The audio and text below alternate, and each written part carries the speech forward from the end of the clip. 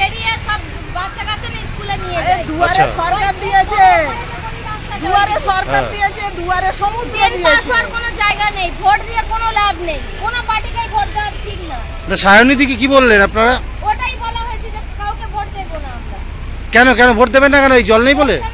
জল কোথায়? ড্রেন, জল পাসার কোনো জায়গা নেই। জলের কথা বলি না, জল কেউই দেবে না, ড্রেন দেয় না।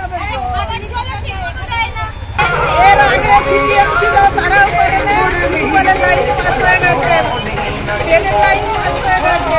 তারপর তৃণমূল এসে 10 বছর মানে রাজা হয়েছে, সে আর চিনতেই পারে না। জলের প্রকল্পের কাজ তো হয়ে গেছে এবং ডিস্ট্রিবিউশনের কাজ চলছে। যে রাস্তাগুলো দেখছেন আপনারা, সেটা খোদাই করা রয়েছে, কারণ জলের লাইন বসা হচ্ছে।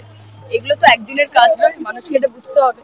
আজকে প্রত্যেকের নিজস্ব সমস্যা নিজস্ব মনে হয়, কিন্তু মমতা বন্দ্যোপাধ্যায় প্রত্যেকটা বাড়িতে পশ্চিমবঙ্গে জল পৌঁছে দেওয়ার কাজ করছে এবং সেটা কমপ্লিট করে দেবে বাই 24।